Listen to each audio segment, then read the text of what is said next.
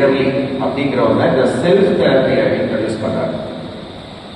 அவர் இது எதுக்காக கொண்டு வந்தாருன்னா, அவர் யோசிச்சார், இன்டர்நெட் ஃபேமிலி சிஸ்டம்ஸ்ல ஒரு தெரபிஸ்ட் முன்னாடி உட்கார்ந்து ஒரு பேஷண்ட்டை கைட் பண்ணிகிட்டே இருக்கணும். ஒரு அவங்க மனசோட ஒரு கான்வர்சேஷனை ஏற்படுத்துறதுக்கு இவங்க கைட் பண்ணிக்கிட்டே இருக்கிறோம். ஸோ இதை ஏன் நம்மளே செய்து கொள்ளக்கூடாது, நம்மளே ஒரு மனசோட ஒரு கான்வர்சேஷனை ஏற்படுத்திக்க கூடாது அப்படிங்கிற அடிப்படையில் அவர் உருவாக்கினது தான் செல்ஃப் தெரப்பி. சுய சிகிச்சை அல்லது தன்னை ஆற்றுப்படுத்துதல் நலமுறை. சுய சிகிச்சை என்பது ஒரு சிகிச்சையாளரின் வழிகாட்டுதல் இல்லாமல் உணர்ச்சி அல்லது மனநலனை நிவர்த்தி செய்ய உங்களுக்கு நீங்களே சிகிச்சை நுட்பங்களை பயன்படுத்துவதை உள்ளடக்கியது. நான் என்னை அப்படியே ஏற்றுக்கொள்ளும் போதுதான் நான் மாற முடியும் என்று கார்ல் ராஜர்ஸ் என்ற உளவியல் அறிஞர் கூறுகிறார். சுய சிகிச்சை தனிநபர்கள் தன்னையே குணப்படுத்தும் சிகிச்சையாளராக மாற அதிகாரம் அளிக்கிறது. இந்த சிகிச்சை முறையை ஜே ஏர்லி உருவாக்கினார். டாக்டர் ரிச்சர்ட் சி ஸ்வார்ட்ஸ் மனதை ஒரு குடும்பமாகவும் மனதின் பாகங்களை குடும்ப உறுப்பினர்களாகவும் ஒருவருக்கொருவர் தொடர்பு கொள்வதாகவும் கருதினார். அதன் அடிப்படையில் இன்டர்னல் ஃபேமிலி சிஸ்டம்ஸ் தெரப்பியை நிறுவினார்.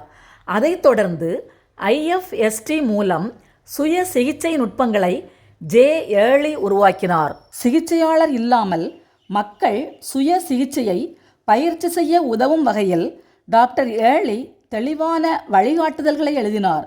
உங்கள் வழிகாட்டுதலால் உங்களை நீங்களே குணப்படுத்திக் கொள்ளும் திறன் உங்களிடம் உள்ளது என்று ஜே ஏர்லி நம்புகிறார். நமது மனதின் உள் அமைப்பு. நம் மனது பல்வேறு பகுதிகளாக கட்டமைக்கப்பட்டுள்ளது என்பதை இன்டர்னல் ஃபேமிலி சிஸ்டம்ஸ் என்ற அணுகுமுறையால் நாம் அறிகிறோம். இந்த பகுதிகள் நம்மை பாதுகாப்பதிலும் ஆறுதல் பெற செய்வதிலும் உயிர் வாழ செய்வதிலும் முக்கிய பங்காற்றுகின்றன. சுயம் ஒரு நபரின் உண்மையான, அமைதியான, தெளிவான மனப்பகுதி மற்ற அனைத்து மனப்பகுதிகளுக்கும் தலைமையானது. இது மனப்பகுதிகளை புரிந்து கொள்ளும், அங்கீகரிக்கும், குணப்படுத்தும் பணியை செய்கின்றது. சுயத்தின் பணிகள். சுயம் புரொடெக்டர் பகுதிகளிடம் அமைதியாக உரையாடும். எக்ஸைல் பகுதிகளை அன்புடன் அணுகி தாய்மை உணர்வுடன் ஆறுதல் தரும். அனைத்து பகுதிகளும் பாதுகாப்பாக உணரும் ஒரு இடமாக இது இருக்கிறது. சுயம் உணர்வுகளை அனுமதித்து நடுநிலை, கருணை, தன்னம்பிக்கை, உணர்வுபூர்வ பொறுப்பு ஆகியவற்றை கொண்டு செயல்படுகிறது. தீர்வை தேடுவதில்லை. எடுத்துக்காட்டாக, நான் மிகவும் கோபமாக இருந்தேன், ஆனால் அந்த கோபம் ஒரு பகுதியின் பாதுகாப்பு முயற்சி என்பதை உணர்ந்தவுடன் நான் அந்த கோபத்தை நிதானமாக கவனிக்க தொடங்கினேன். நிதானமாக கவனிப்பது சுயத்தின் செயல்பாடு. ட்ரெயில்ஹெட் என்பது மனதின் ஒரு குறிப்பிட்ட பகுதியை ஆராய்வதற்கு வழிவகுக்கும் ஒரு தொடக்க புள்ளி. உதாரணமாக, ஒரு தீவிர பய உணர்வை உணர்ந்தால் அந்த பயத்திற்கான வரலாறு மற்றும் நம்பிக்கைகளை பற்றி ஆராய்வதற்காக அந்த பய உணர்வை ட்ரெயில்ஹெட்டாக பயன்படுத்தலாம். என்னால் ஒருபோதும் வெற்றியடைய முடியாது என்ற எண்ணம் தொடர்ந்து வருகிறது. இந்த தோல்வி உணர்வு ஒரு ட்ரெயில்ஹெட். என் மனதில் ஒரு அடர்த்தியான சுமை மாதிரி உணர்கிறேன். இந்த சுமை உணர்வு ஒரு ட்ரெயில்ஹெட். பாதுகாவலர், புரொடெக்டர் பார்ட்ஸ். சுய சிகிச்சையில் பாதுகாவலர் பகுதி நம்மை வேதனை, தோல்வி, பணி அடையாளம், துக்கம் போன்றவற்றிலிருந்து பாதுகாக்கும் ஒரு உள்மன பகுதியாகும். இது நம்மை காயப்பட வைக்காதபடி ஒரு வகையில் கட்டுப்படுத்த முயற்சிக்கும். உதாரணமாக, ஒருவரின் பாதுகாவலர் பகுதி நீ மேடையில் ஏறி பேசினால் வாய் குழறி பிறரது கேலிக்கு உள்ளாகலாம், எனவே அமைதியாக இரு என்று கட்டுப்படுத்த முயற்சிக்கும். இது நம்மை பாதுகாக்கும் நோக்கத்தில் செயல்படுகிறது. ஆனால் சில சமயங்களில் இது வளர்ச்சிக்கு தடையாக கூட இருக்கலாம். இந்த உள்மன பகுதி நம்மை தவிர்க்க வைக்கும், கடுமையாக கட்டுப்படுத்தும். துரத்தப்பட்ட பகுதி, எக்ஸைல் பார்ட்ஸ். துரத்தப்பட்ட பகுதி என்பது மனதிலுள்ள ஆழ்ந்த காயங்கள், துக்கம், பயம், குற்ற உணர்வு அல்லது வெட்கம் போன்ற தீவிரமான உணர்வுகளை சுமந்து செல்லும் மறைக்கப்பட்ட காயமடைந்த பகுதியாகும். நம்மை காயப்படுத்தும் நினைவுகளை தவிர்க்கவும் இயல்பு வாழ்க்கையை தொடரவும் இந்த எக்ஸைல் பார்ட்டை நம்மிடமிருந்து நாமே ஒதுக்கி வைக்கிறோம். உதாரணமாக, எனது பள்ளி காலத்தில் ஒரு நாள் ஆசிரியர் அனைவர் முன்னிலையில் என்னை இழிவுபடுத்தினார். அதற்கு பிறகு எப்போதும் ஒரு தீவிரமான வெட்க உணர்வு எனக்குள் வாழ்கிறது. அந்த வெட்கம் எப்போதும் வெளியே வரக்கூடாது என்பதால் அதை நான் மனதில் மறைத்து வைத்திருக்கிறேன். இந்த வெட்கத்தை தாங்கும் பகுதியே எக்ஸைல் பார்ட். இலக்கு பகுதி டார்கெட் பார்ட். இலக்கு பகுதி என்பது நீங்கள் மாற்ற விரும்பும் ஒரு குறிப்பிட்ட நடத்தை அல்லது தொடர்ச்சியான ஒரு எதிர்மறை சிந்தனை அல்லது நீங்கள் நிர்வகிக்க போராடும் கடினமான ஒரு உணர்ச்சியாக இருக்கலாம். இந்த மனதின் பகுதி நமக்கு எதிராக செயல்படாது. எப்போதும் ஏதாவது ஒரு நோக்கம் அல்லது பாதுகாப்பு கருத்தோடு செயல்படுகிறது. உதாரணமாக, ஒரு நபருக்கு நான் போதுமானவன் இல்லை என்ற எண்ணம் தொடர்ந்து வந்தால் அந்த எண்ணத்தை ஏற்படுத்தும் மனப்பகுதியே டார்கெட் பார்ட் ஆகும். பாரம்பரிய சிகிச்சைகள் ஒரு சிகிச்சையாளருடைய வெளிப்புற வழிகாட்டுதலை நம்பியிருக்கின்றன. ஆனால் சுய சிகிச்சை உங்கள் சொந்த அறிவுபூர்வமான உள்ளத்துடன் உங்களை இணைத்து உங்கள் உள் மனப்பகுதிகளை இரக்கத்துடன் கவனிப்பதன் மூலம் உங்களை நீங்களே குணப்படுத்தும் திறனை உங்களுக்கு தருவதில் கவனம் செலுத்துகிறது. உணர்ச்சி ரீதியான மீள்தன்மை, பதட்டம் குறைப்பு, சுய இரக்கம் அதிகரிப்பு, அதிகாரமளித்தல் ஆகியவை சுய சிகிச்சையின் நன்மைகளாகும். எப்போதும் கிடைக்கும் உணர்ச்சி ஞானத்தை ஆழப்படுத்துகிறது, குறைந்த செலவு, உள் வலிமையை உருவாக்குகிறது போன்றவை சுய சிகிச்சையின் பலங்களாகும். சுய சிகிச்சை அணுகுமுறை. உணர்வுகளை கவனிப்பது. முதலில் உங்கள் உணர்வுகள் நடத்தைகளை விழிப்புணர்வுடன் கவனிக்க வேண்டும். நீங்கள் சிறிய நிகழ்வுகளுக்கு அதிகமாக கோபப்படுகிறீர்கள், கவலை அடைகிறீர்கள் அல்லது மனம் பதற்றமாக இருக்கிறது என்றால் அது ஒரு ட்ரெயில்ஹெட் ஆகும். ட்ரெயில்ஹெட் என்ற உள்மன பகுதி செயல்படுகிறது என்பதை இது சுட்டிக்காட்டுகிறது. எடுத்துக்காட்டாக, நான் சில சமயங்களில் ஒரே கவலையுடன் இருக்கிறேன். இது ஒரு ட்ரெயில்ஹெட். பகுதியை அடையாளம் காணுதல். ட்ரெயில்ஹெட்டை பின்தொடர்ந்தால் சிக்கல்களை உருவாக்கும் பாகத்தை நேரில் சந்திக்கலாம். கண்களை மூடிக்கொண்டு வேறு பாகங்களை தள்ளி அந்த உணர்வுக்கு மட்டும் கவனம் செலுத்துங்கள். எடுத்துக்காட்டாக, ட்ரெயில்ஹெட் உங்களை எக்ஸைல் பார்ட்டுக்கு கொண்டு சென்றால் அந்த எக்ஸைல் பார்ட்டின் இருப்பை முதலில் ஒப்புக்கொள்ள வேண்டும். இந்த எக்ஸைல் பார்ட் துக்கம், பயம், குற்ற உணர்வு, காயங்களை தாங்கி இருக்கலாம். இந்த உணர்வுகளை வெளியே இருந்து அமைதியுடனும் ஆர்வத்துடனும் கருணையுடனும் காணுங்கள். பகுதியுடன் நட்பு கொள்ளுங்கள். அந்த பாகத்திடம் பேசுங்கள். நீங்கள் யார்? நீங்கள் என்ன செய்ய முயற்சிக்கிறீர்கள்? நீங்கள் யாரை பாதுகாக்க முயற்சிக்கிறீர்கள்? நீங்கள் பயப்படுகிறீர்களா? பாகம் ஏதாவது பதில் சொல்வது போல உங்களுக்குள் தோன்றும் உணர்வுகளை கவனிக்கவும். அந்த பாகத்தை புரிந்து கொள்ளவும்.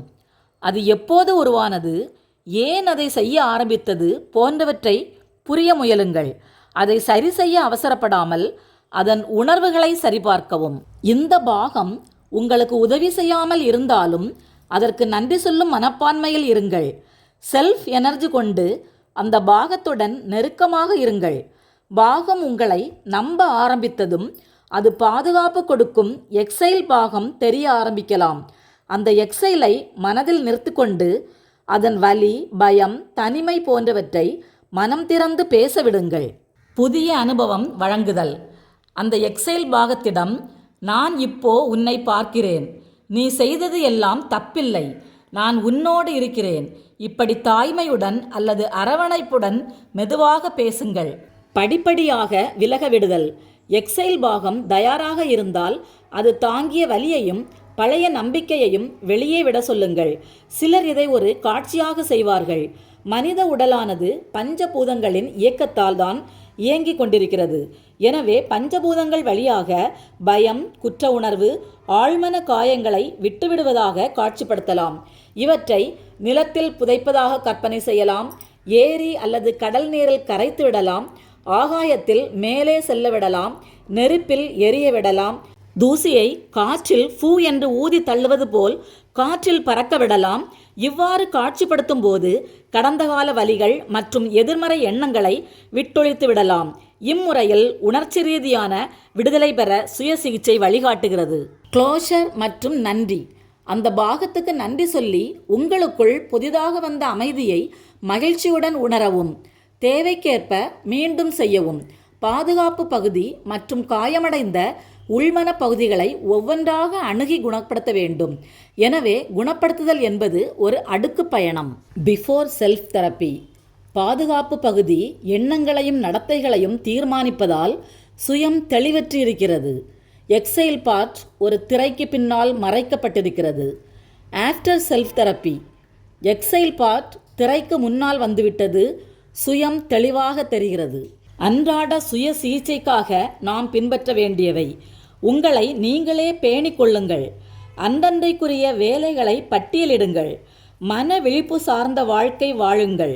நேர்நோக்கு மனநிலையை உருவாக்கி கொள்ளுங்கள். புன்னகை, நல்ல ஆடை, ஒப்பனை ஆகிய அணிகலன்களை அணிந்து கொள்ளுங்கள்.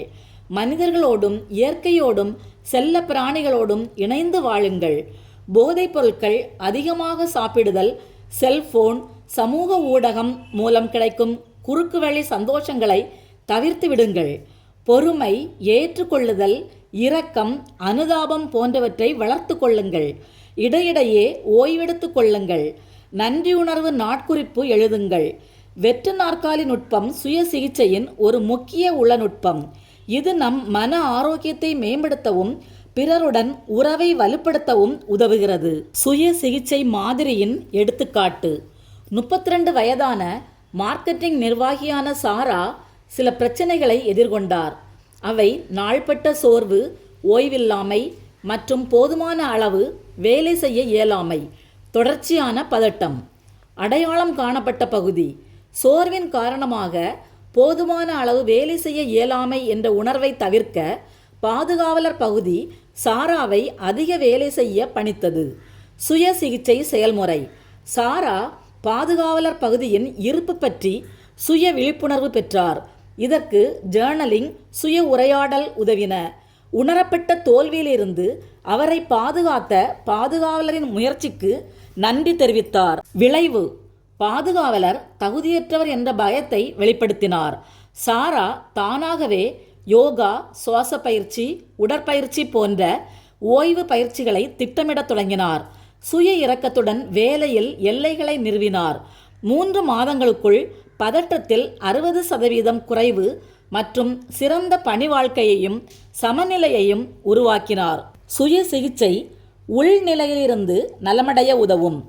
மேலும் உணர்ச்சிசார் காயங்களை ஆராய்ந்து குணப்படுத்திக் கொள்ள தேவையான வழிகாட்டுதல்களை தருகிறது. இதில் வழிகாட்டுபவர் நீங்களே.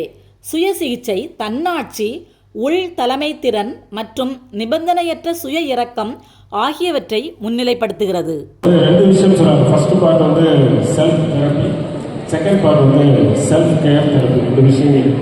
செல்ஃப் கேர் தெரப்பியில் சொல்லப்பட்ட எல்லா விஷயங்களும் லாஸ்ட்டில் ஒரு கிராட்டிடியூட் வரைக்கும் நம்ம கனெக்ட் பண்ணோம் அப்படின்னா செல்ஃப் தெரப்பியில் சொல்லப்பட்ட நம்மகிட்ட இருக்கக்கூடிய சுற்றி இருக்கக்கூடிய நம்மகிட்ட இருக்கிற நெகட்டிவான விஷயங்களை கண்டிப்பாக வெளியேற்ற முடியும்.